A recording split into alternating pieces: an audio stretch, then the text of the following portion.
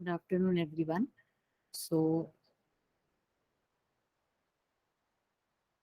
so in the last lecture, we studied these concepts of concentration and dilation. Let us revise the definitions of concentration and dilation. What do you understand by concentration? Square.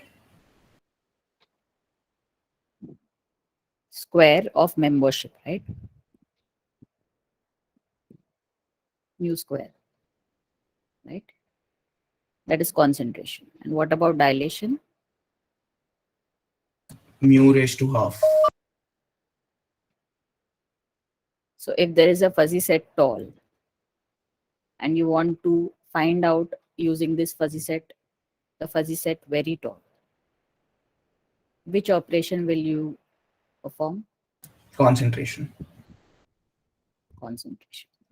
And from tall, if you want to get more or less tall, Dilation.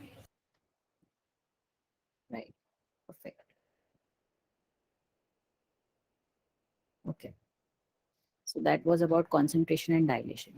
Apart from this, we also studied some more terminologies related to fuzzy sets. Let us list down one by one what all we studied, right?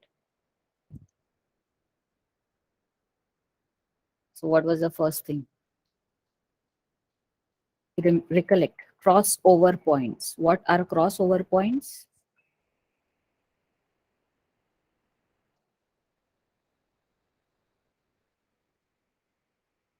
What are crossover points for a fuzzy set? Where membership becomes 0.5. The points at which membership is 0.5 are called as crossover points. What else?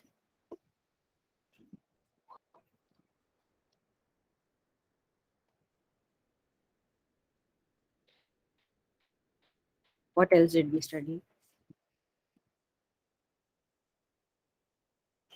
Convexity, the concept of convexity, right?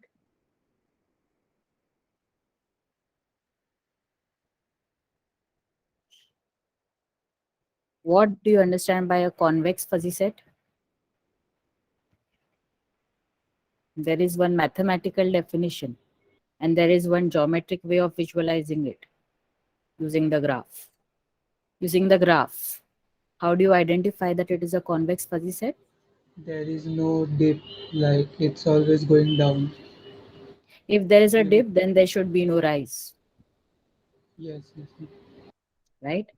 So this is a convex or non-convex fuzzy set. Non-convex. This is non-convex. Okay. And what is the mathematical definition for that?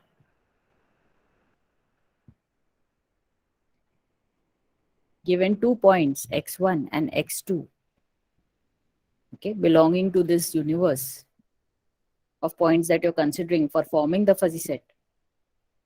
Okay. If the membership value you consider a lambda, lambda is belonging to the closed interval 0 and 1, right? Lambda belongs to the closed interval 0 and 1, right? So lambda times mu of membership of x1, right?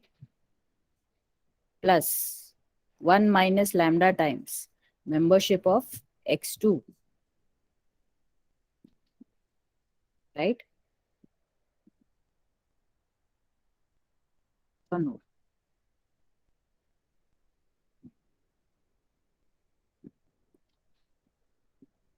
Sorry, mu of lambda x1 plus 1 minus lambda times x2. The membership of this point, mu point.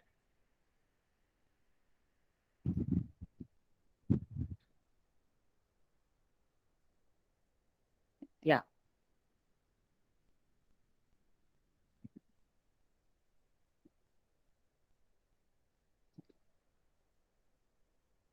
the membership of this new point that you have got. What is this new point if lambda is between 0 and 1 and you have picked up any 2 points? Let's say this is 1x1. Okay.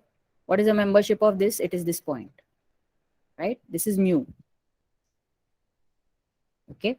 What is x2? X2 is, say, let's say it is this point. This is x2. Membership will be this, whatever it is, wherever it is meeting here, right? This is the membership of x2, this point, right? What is lambda times x1 plus 1 minus lambda times x2? It will be some point in between x1 and x2.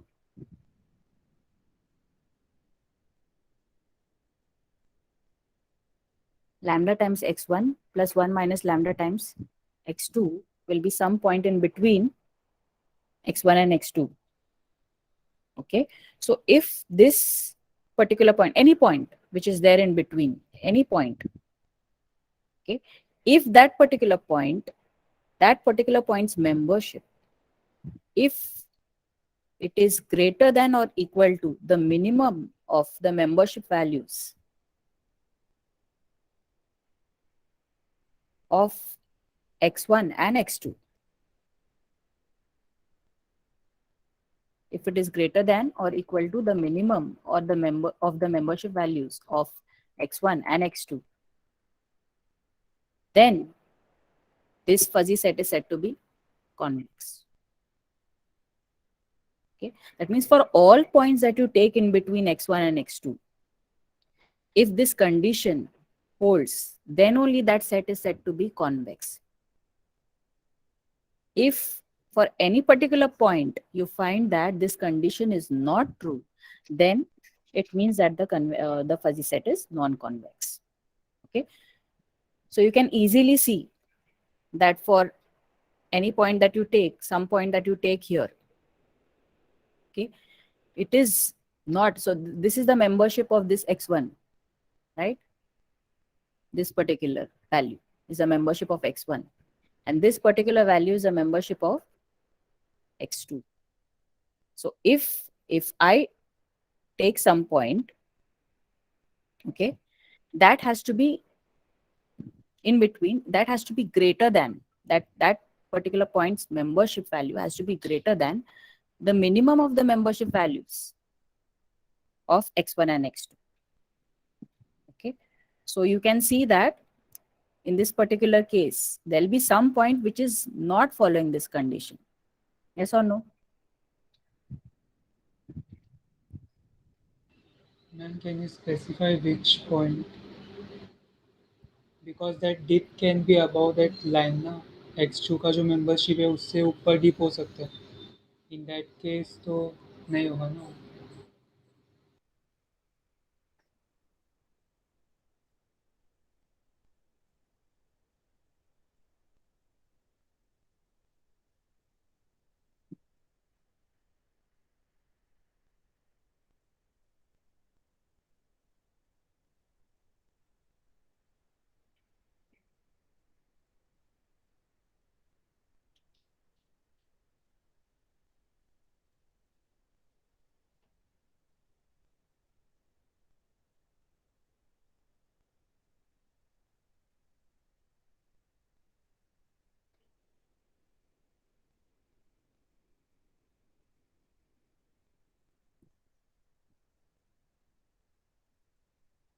Yeah. So in this case, so for any 2 points, so for some 2 points, it's like for lambda values between 0, 1, for any points x1 and x2, any points x1 and x2. Okay, so for some particular values of x1, x2, that will not be the case. See, whenever there's a dip now, so for some particular pair of values x1 and x2, that will not be the case.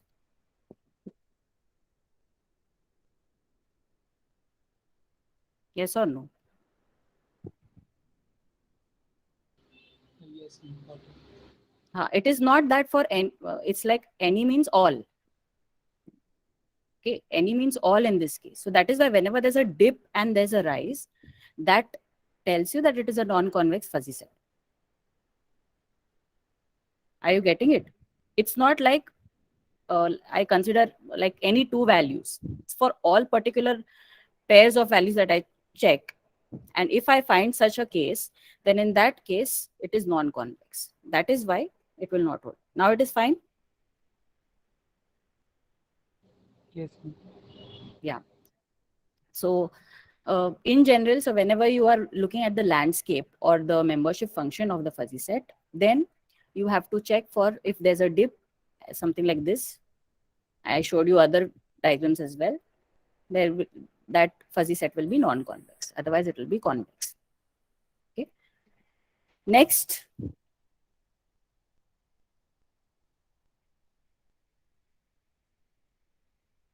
what was the other one terminology? Fuzzy number. What is a fuzzy number?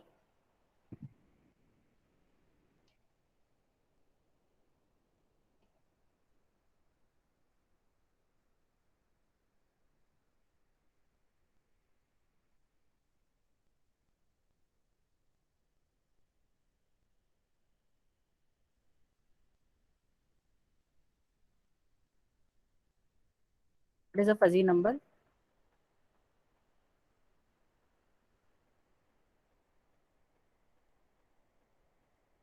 If a fuzzy set is defined over a real valued discourse, if a fuzzy set is defined over a real valued discourse and it is normal and it is convex, it is normal and it is convex, then such a fuzzy set is said to be a fuzzy number. If a fuzzy set is real, that means defined over a real universe of discourse, and it is normal and it is convex, then such a fuzzy set is said to be a fuzzy number. Okay. Next,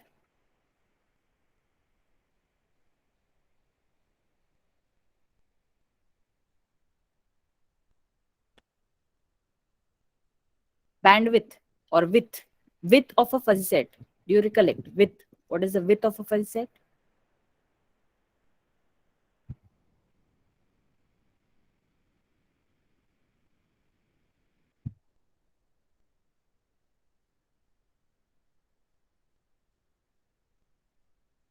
Width of a fuzzy set. It is defined for what kind of fuzzy sets?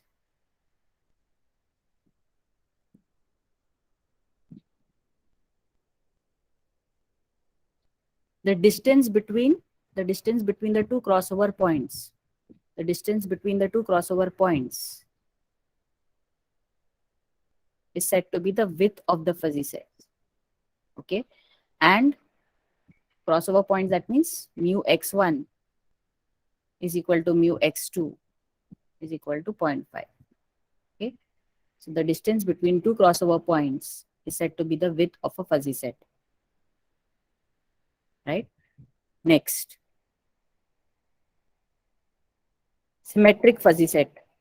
Symmetric fuzzy set or symmetry. The condition for symmetry. What is it?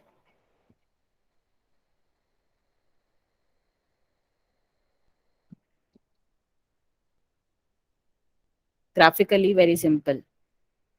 If C is the center of the fuzzy set, then whatever is there to the left hand side, the membership values of those points, exactly those many points will be here. And it will be a mirror image. Right? That is symmetric fuzzy set. Okay. So membership of C plus X is the same as membership of C minus X. Yes or no? Membership of C plus X is the same as membership of C minus X for a fuzzy set to be symmetric. Okay. Around point C, around the central point C. That is symmetric fuzzy set. Next, open left, open right. Open left, open right, and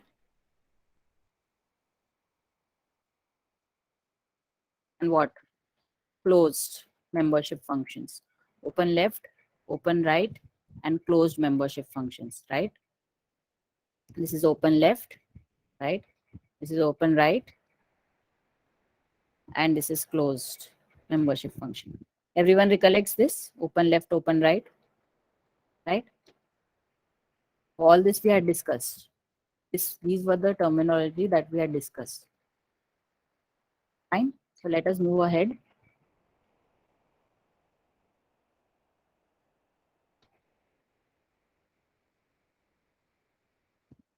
So we'll be looking at standard membership functions, which you have already started in the lab. Okay, we'll just look at the formulae more closely. Then we'll look at fuzzy relations, some operations on fuzzy relations, and some problems on these concepts. So these are the standard fuzzy membership functions that you have. Out of these,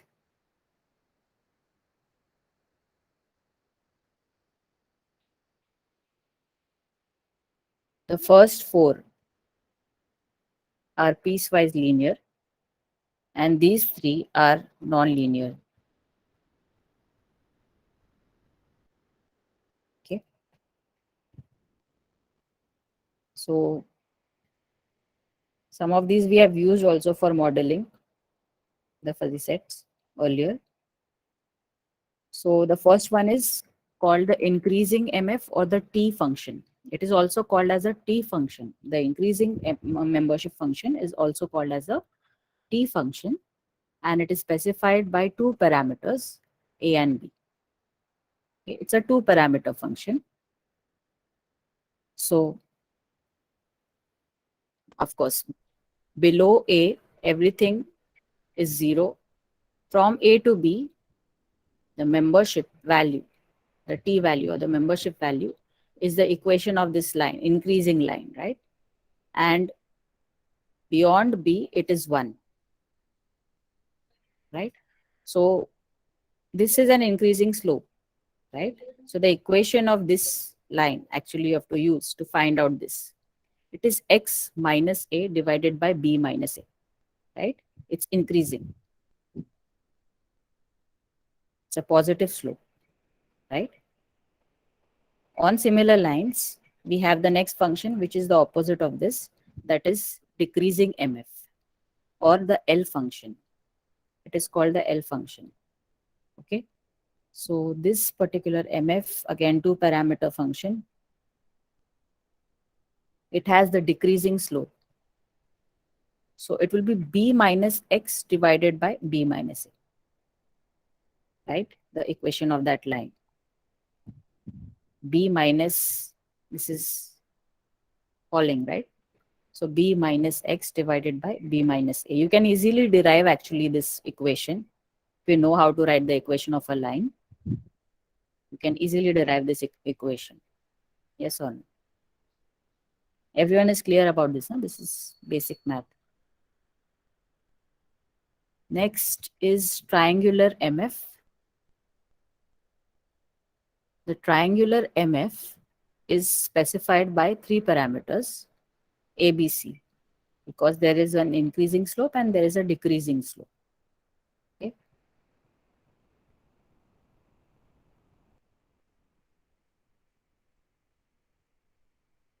Also, this is another symbol for the triangular function, the raised to symbol. Okay, you can also write it like this. So triangular function x is a three-parameter function. So 1 point from A to B, it is having an increasing slope. That is, this is the equation, x minus a divided by that b minus a. Okay, and from B to C, it is having a decreasing slope. So it will be c minus x divided by c minus b. Everyone is aware now how these equations come up. It's simply equation of this line and this line, right? So even if you forget this, you can still derive it if you know how to represent the line, right? Don't need to remember this as such. You can still get it because see these functions actually, you'll be using these functions for modeling the scenarios which are given to you as fuzzy sets. So you will have to have the data and you have to model them using fuzzy sets. So later on, while designing a fuzzy controller, you will need to use these functions to compute certain values. You will have to actually use these functions to compute certain values. That is why this is important. If I use a wrong equation here, I might get some wrong membership value and my problem will not get solved properly because I forgot the equation of the line. So that is why either you should know how to write the equation of the line or you have to remember this. Are you getting it? Why this is, I have just, you will say that what is the point of doing all this? This is going to come later on where you're going to use this equation to compute certain, to perform certain computations, basically. So that is where you cannot make a mistake, because if you make a mistake, the entire problem goes wrong. Okay. Next is trapezoid MF or the pi function. Okay.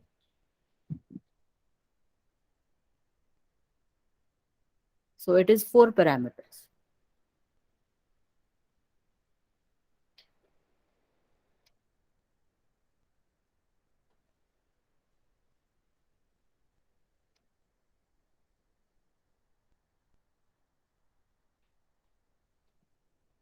Okay. So it has increasing, decreasing, and there's a membership of 1 in between points B and C. Between B and C, the membership is 1. A to B, it is having this equation, that is x minus A divided by B minus A. And this is decreasing, so it will be D minus X divided by D minus C. Okay. And then after that, it is 0. Before this, it is 0. So this is the trapezoidal or the pi function. Okay. So let's suppose I give you some function, any function. Okay. I give you these points.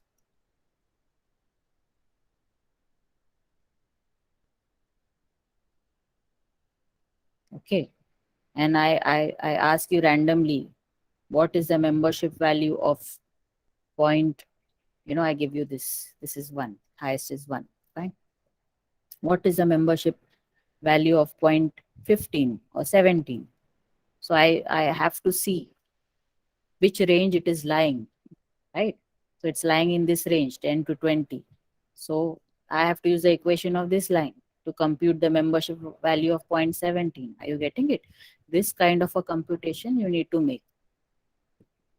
So I can ask you to find the membership value of 17. So actually, I'm not going to ask you. You have to find it yourself when you actually proving your model, proving your fuzzy controller. Okay. So you should be able to use these equations to solve the problem. This is another way of representing the trapezoid function. Okay. Max of min of x minus a, d minus a, 1 d minus c, x d minus c. That is okay. This you can, this is a shorthand form of this. Any one you can remember. Okay. You can see how it comes out to be this. You can prove this. That I leave as an exercise to you, how this comes out to be this. Right? From these equations only, in fact, you can derive this. Okay. So these were the piecewise linear functions which you use to model fuzzy sets. Next is Gaussian MF. So Gaussian MF is specified by 2 parameters, C and sigma.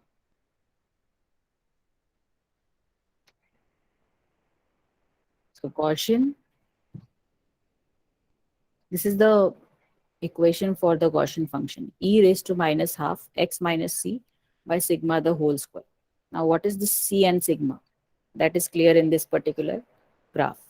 So c is the center of the Gaussian function and sigma is a parameter which specifies the width. Okay. So that means what will be the width of this function? whatever is given here. What is the width of this function?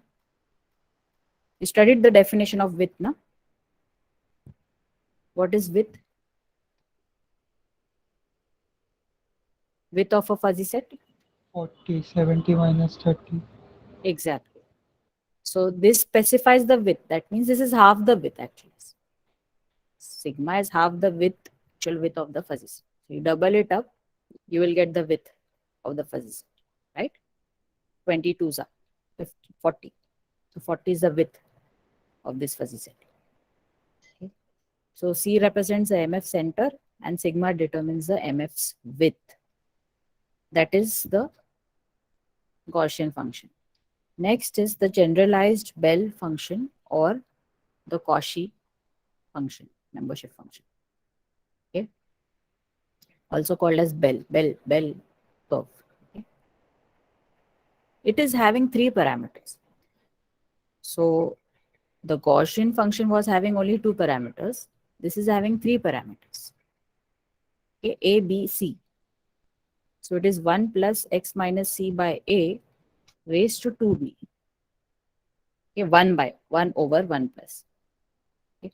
Now, if you look at it, what is c, what is a, and what is b? Okay, c is the center. A is the parameter which specifies the width of the bell. Okay, so a is this value.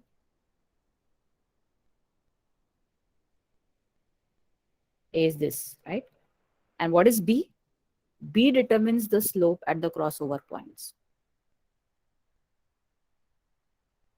Okay, so B is going to determine the slope of this line. What is this line? I mean, whether it is how much of a slope it is.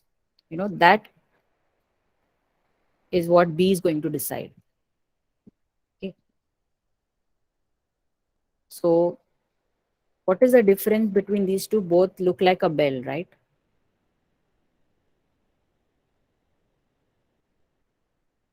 So this is showing what exactly happens when you change A. When you change A, the width is changing.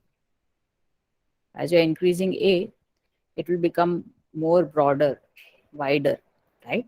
The fuzzy set will become wider as we increase A. As we decrease A, it will become narrower. So A is going to affect the width of the fuzzy set. B is going to affect the slope, which I already discussed. C is just shifting the center. So where you're placing it on your graph, right? Where you're placing the fuzzy set on the graph is nothing but C. You're changing it, you're shifting it. It depends on what is the range of values that you're looking at, right? So it depends on that. C depends on that. Okay. And actually, how is the slope computed is minus b by 2a. Okay.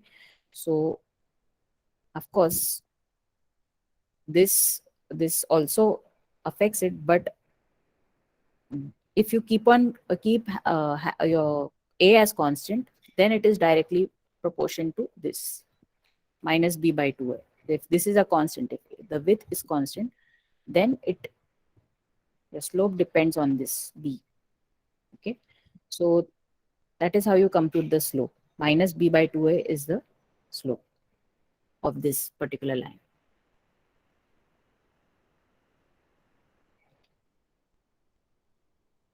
So what is the difference? The difference between these two functions, both look like a bell, Cauchy as well as generalized bell.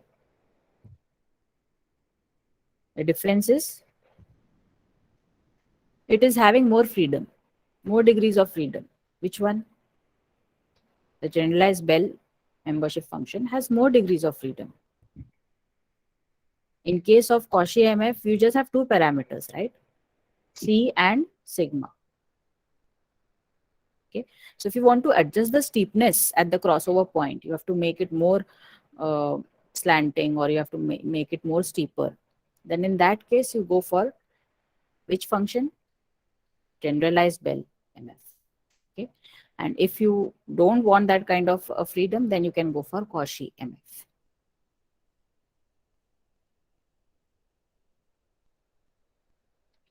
Sorry, Gaussian MF. Sorry, Gaussian MF. Yeah. Okay. Next is sigmoidal MF. So sigmoidal MF is the function that you've already studied when you were using neural networks. Sigmoid function, right? What is sigmoid function?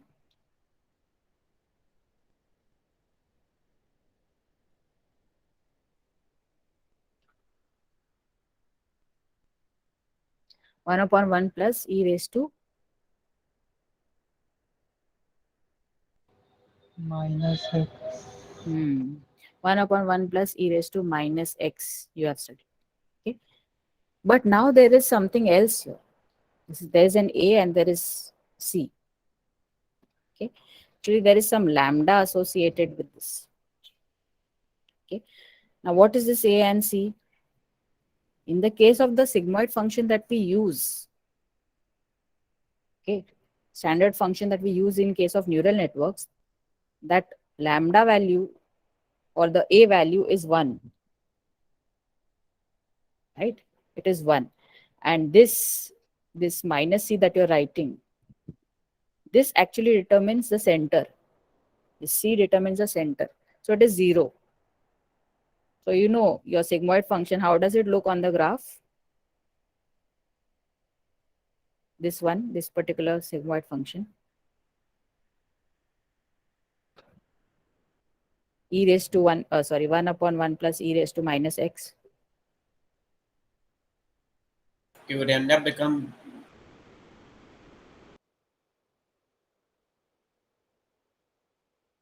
The values are it would end up becoming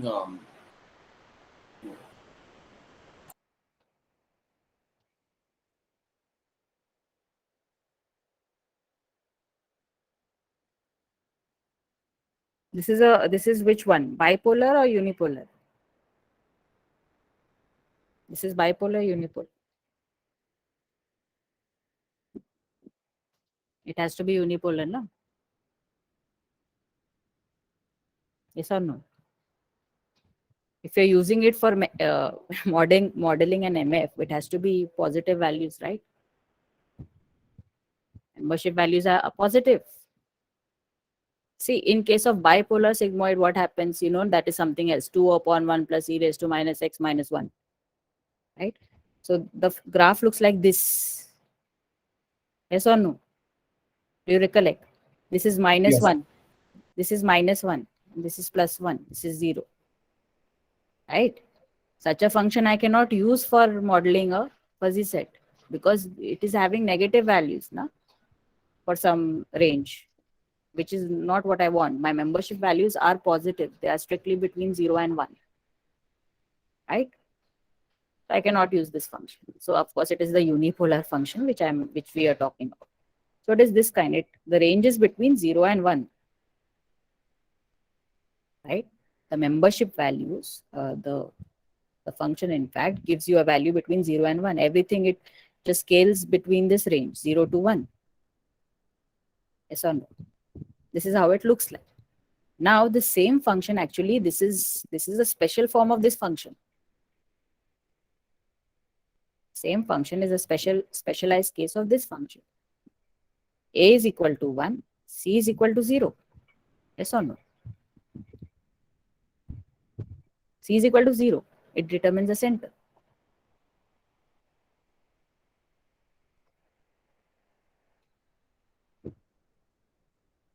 Okay, so if we talk about the membership function sigmoid or sigmoidal membership function, this C is the center. The center you can shift now. It need not be 0 because you will have a range of values maybe which are greater than 0, right? C you should be able to shift. Yeah, I want, okay, sigmoid somewhere here. Yahan pe chahiye. This is 0. Yeah, I want to start here. Okay. So this is C. This is 0.5. Center of this line, basically where the membership is 0.5. Right? Okay. So In case of this sigmoid function that we use in case of neural networks, that C value is 0. But here, wherever we require, we can place that center. We can shift it left or right. So this is the sigmoidal MF. Now, suppose I want to use the same function, but in the opposite direction, like this. Okay. So I simply reverse the sign of A. I simply reverse the sign of A. So I make it positive. Okay. So A controls the slope at the crossover point, the magnitude of A. You remember lambda? Lambda is actually used for, making this more steeper or slanting. I can have multiple values, like this. What will decide this? The value of this coefficient. That is lambda, that is used in the neural network terminology. Okay. So A basically is going to control the slope at the crossover point x equal to C. That means the membership at C is 0.5. Okay. And depending on the sign of the parameter a sigmoidal function is either open right or open left. Okay. This function is open right. When the sign is negative, it is open right. If it is plus A, then in that case, it will be open left, this one. Okay. So which will be useful for, so that is what it is saying, that for open right you can use for modeling very large, and open left can be used for modeling very negative. Is this clear?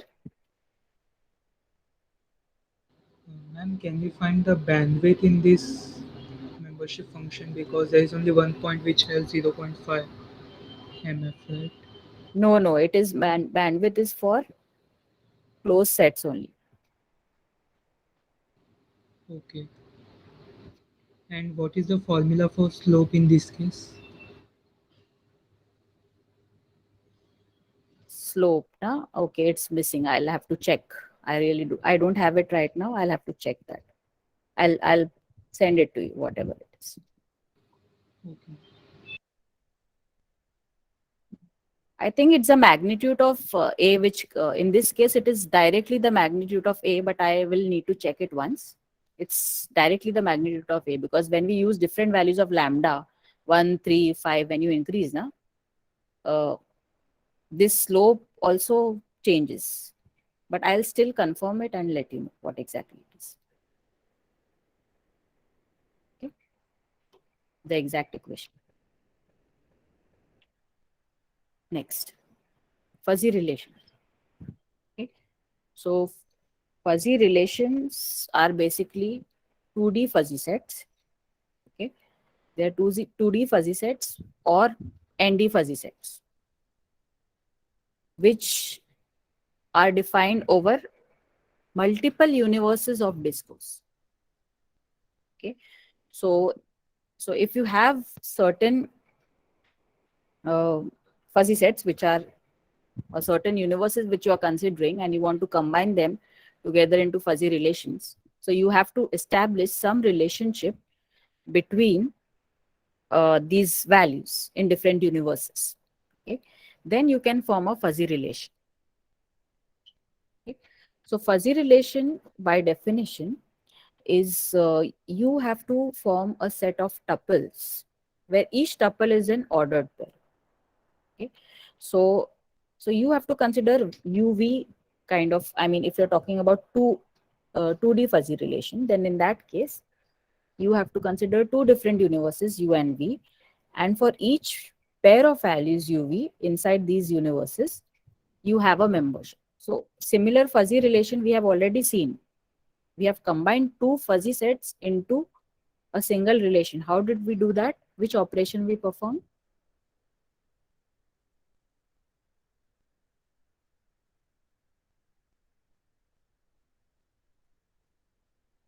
Right?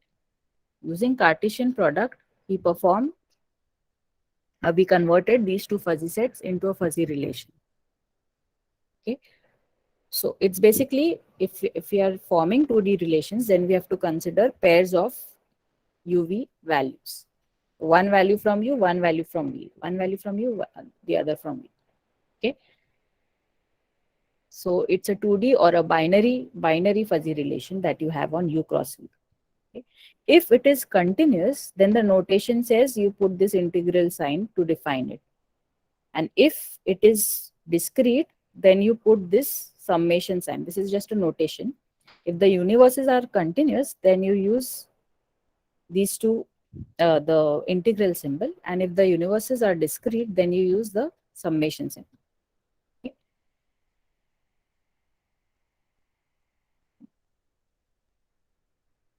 Next is you can represent it in the form of a matrix, like you did the Cartesian product, because that is more convenient. If it is 2D, then you can represent it. Okay. And all the membership values you will write row wise. So that is how you do it. So this is U and this is V, and all the membership values you are writing. You're just specifying the membership values, okay, for each value U and for each value V, the pairs basically combined together. Okay. So now let us model this particular example. So given this universe of discourse, U is equal to 1, 2, 3, you have to form a relation R where X is approximately equal to Y. Okay. And S where X is considerably larger than Y. Okay.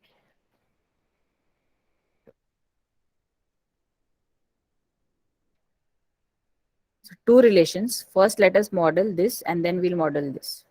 We are going to form a fuzzy relation called R, which actually means X is approximately equal to Y.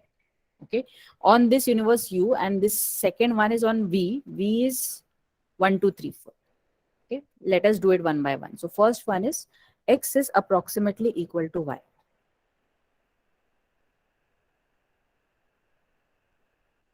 So how will you model this? When I say X is approximately equal to Y, how will you give the membership values? So these are the X values, these are the Y values. Right? So for each XY pair, you have to give the values. So what we can do is, one way of doing it is when it is exactly equal, we can give a membership of 1. Okay. And as that distance X minus Y is increasing, as the distance X minus Y is increasing, we will reduce the membership values. Okay. So if we can write this kind of a logic, so if the mod of X minus Y is equal to 0, then what is the membership? Membership is 1.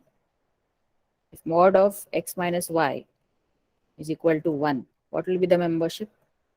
It is say 0.8. Okay. Mod of X minus Y is equal to 2. These are the only possibilities, right? 0, 1, 2 in this universe. Okay. On the single universe, you are doing it. Okay. So that means you have to replicate it on along the x-axis as well as the y-axis. From the same universe, I mean the universe in U and V in this case, I mean U cross V. It is U cross U in this case. Okay. So X minus Y, if it is equal to 2, I will still reduce it further. Maybe it is 0.4. Fine. And accordingly, I will fill in these blanks. So for this, X is 2, Y is 1. Which condition is satisfied? This one, right? So I put this as 0.8. What about 1 and 2? This is also 0.8. This is X is far away from 1. So this is 0.4. What about this? This is 0.8. Here again, this is 0.8, right? And this particular thing is 0.4. So this is the way you will model this particular relation. X is approximately equal to Y. Okay. You can give some other value like 0.7 or 0.3 here. That is up to you. but this is how you will model it. Okay. Next question. On universe V, you have to model this. X is considerably larger than Y. X is considerably larger than Y. Okay. Now you tell me what will come here.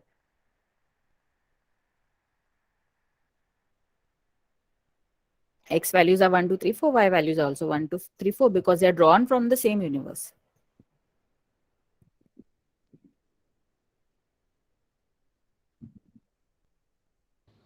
The membership value will be inverted. Like if it's 0, then it should have less. Like Ha, mod of x minus y, if 0, the membership should be less. will you take mod function? That is my first question.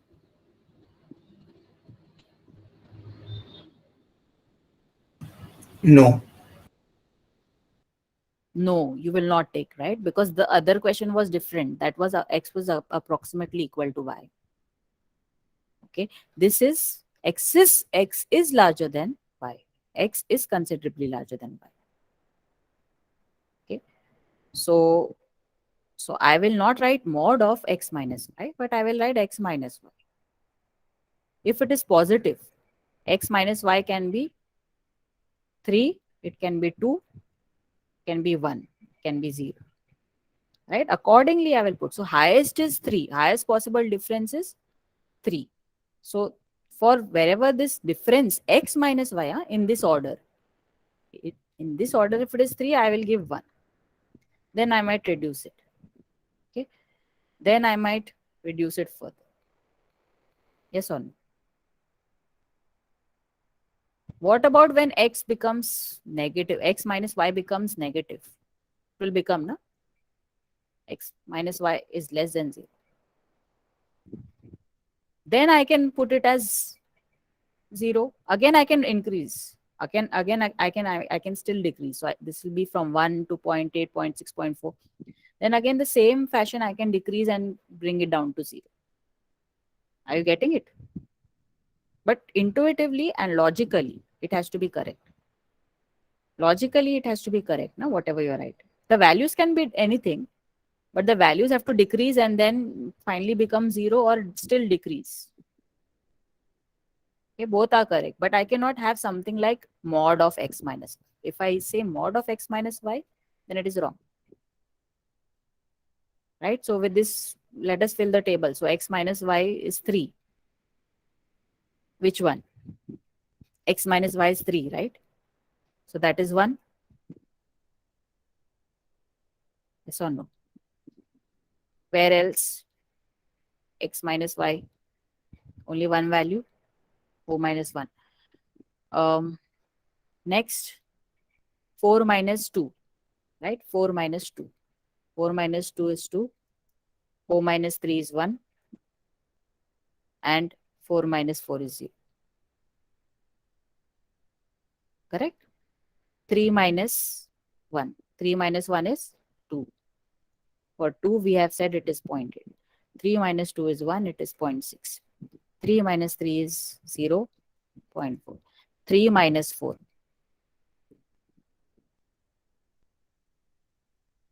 Okay, so if it is equal to negative 1, I can keep it as 0.3. Okay. What else? If it is equal to negative 2, fine. So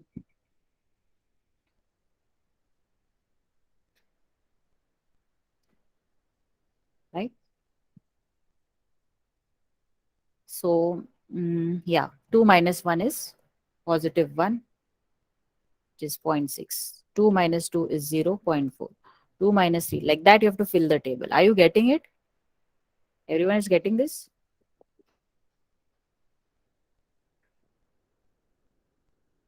Yes, ma'am. Can you tell me these values quickly? First row. 0.4, 0.2, 0.1, 0. 0 point. I have taken different. So No, from here only you say, I've written 0.3, 0.20. 1 minus 1, 0, 0.4. Okay. 1 minus 2 is minus 1. So this is 0.3. You must have taken different, it is fine, but it has to be somewhat like this only. Yes. 1 minus 3 is 0.20. so this is how you will find. Now, as homework for the same universe,